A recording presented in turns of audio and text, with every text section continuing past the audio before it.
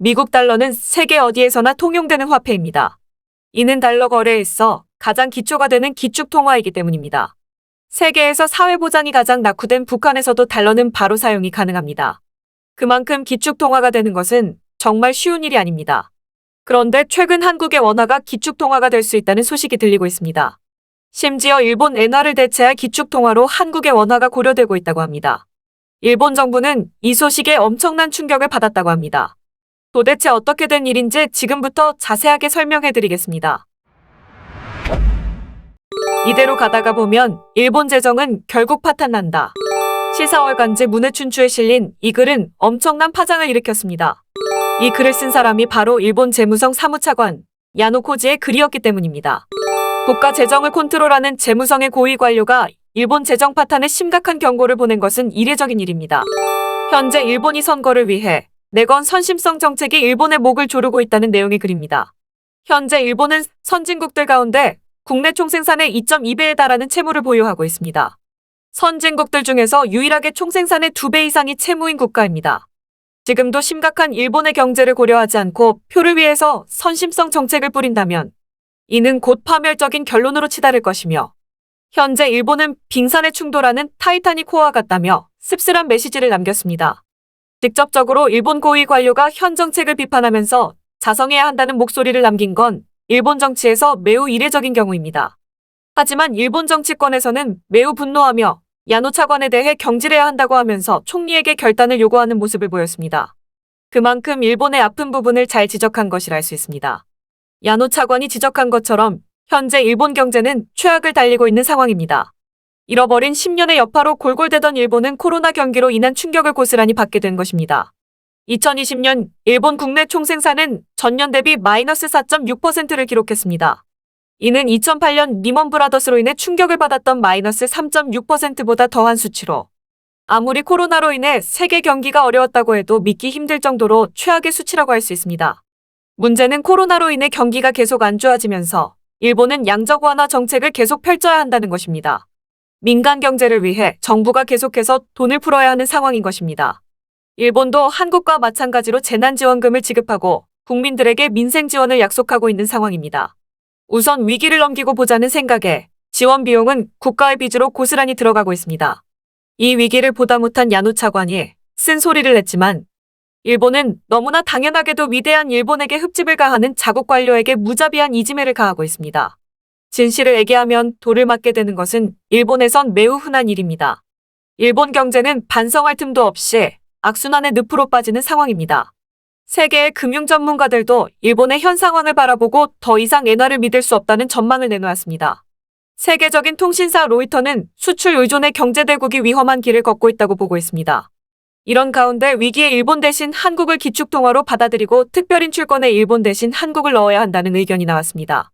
변화된 한국의 위상을 고려한다면 충분히 가능한 이야기입니다.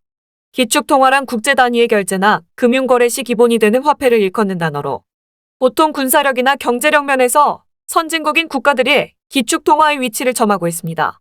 북한에서 사용하는 북한 화폐가 북한 밖을 벗어나면 종이 조각보다 못한 취급을 받는 것과 달리 미국 달러는 전 세계 어디를 가도 통용이 되는 화폐이며 기축통화의 위치를 차지하는 대표적인 사례입니다. 중국의 위안이나 일본의 엔화 역시 기축통화로 사용되는 화폐입니다. 현재 지속적으로 경제 위기를 맞고 있는 일본 대신 한국이 기축통화의 위치를 차지해도 무리가 없다는 분석입니다. 코로나로 인해 전 세계가 성장 위기를 맞아 성장률이 둔화되었지만 한국은 오히려 위기 속에서 강한 모습을 보이며 저력을 드러냈습니다. 올해 OECD는 한국 경제 성장률을 4.0%로 바라보며 빠르고 강한 회복세를 보이고 있다며 한국에 대한 재평가에 들어갔습니다. 세계적으로도 세계 10위권에 해당하는 국가 중 한국은 마이너스 성장이 아닌 플러스 성장을 한 유일한 국가이기도 합니다. 한국의 성장세는 작년과 올해 2년간 놀라울 정도입니다. 성과 역시 눈부신 결과를 보였습니다. 국가 신용등급 평가 회사에서 모두 안정적이라는 평가를 받았으며 경제 규모도 세계 10위권을 달성했습니다. 또한 작년 세계 수출 7위라는 성과를 보이며 코로나 상황임에도 불구하고 교역량이 감소하는 것이 아니라 오히려 늘어나는 기적 같은 일을 보였습니다. 세계적인 경제지 블룸버그에서 평가하는 혁신지수는 전 세계 1위를 달성했으며 문화 콘텐츠 분야에서는 전 세계에 영향을 미치는 엄청난 결과를 보였습니다. 기생충에 이어 오징어 게임까지 한국 문화 콘텐츠는 전 세계에 통한다는 것을 보여주며 문화 강대국의 면모를 만천하에 드러냈습니다. 무엇보다 외환 부유액 역시 4,639억 달러를 기록하며 사상 최대 기록을 경신했습니다. 올해 4월부터 시작된 경신 기록은 9월에 들어 최대치를 맞이하게 되었습니다. 국고의 금은 물론이고 각종 외화들까지 한국이 보유하게 되면서 역대 최대의 기량을 선보이고 있습니다. 경제력은 물론이고 영향력 면에서도 최고치를 달리고 있기에 기축통화에 들어가도 이상하지 않습니다. 과거에 중국이 경제가 성장함에 따라 기축통화 지위를 얻게 된 사례가 있는 만큼 한국도 충분히 기축통화 행렬에 포함될 가능성이 높습니다. 기축통화로 판단하는 중요한 근거 중 하나인 특별인출권 편입에도 한국이 거론되고 있습니다. 권위 있는 경제지 블룸버그는 한국이 SDR 편입 1순위라는 기사를 실으며 순위만 놓고 봤을 때 한국 원화가 가장 유력하다는 평가를 내렸습니다. SDR에 현재 들어간 국가는 미국과 영국, 유럽연합의 유로화와 중국과 일본 통화 등 총 5개 단체가 들어가 있는데요.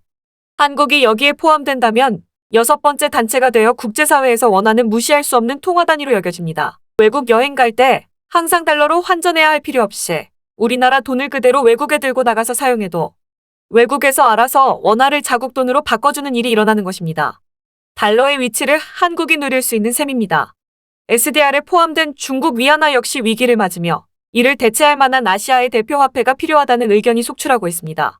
중국 역시 헝다그룹 사태를 맞으며 위안화에 대한 신뢰가 국제사회에서 사라지고 있습니다.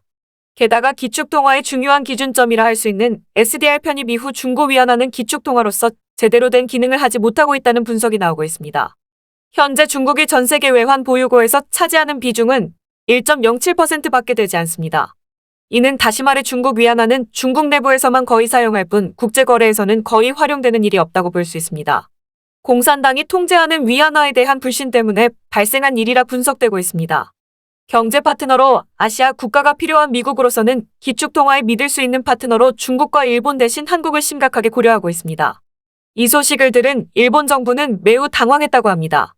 그러지 않아도 한국에서의 각종 지표상에서 밀린 일본은 그나마 가진 기축통화의 지위마저 한국에게 빼앗기게 생겼습니다. 이제 막 정권을 잡은 기시다 후미오 총리는 어찌할 줄 모르고 있습니다. 과연 한국은 일본 대신 기축통화의 위치를 차지할 수 있게 될까요? 한국이 일본을 추월해 위대한 국가로 거듭나길 바라며 한국의 국운이 더욱 강성하게 뻗어나가길 기원하겠습니다. 오늘도 끝까지 영상 시청해주셔서 감사드리며 여러분들의 구독과 좋아요는 영상 제작에 큰 힘이 됩니다. 이상 이슈TV였습니다.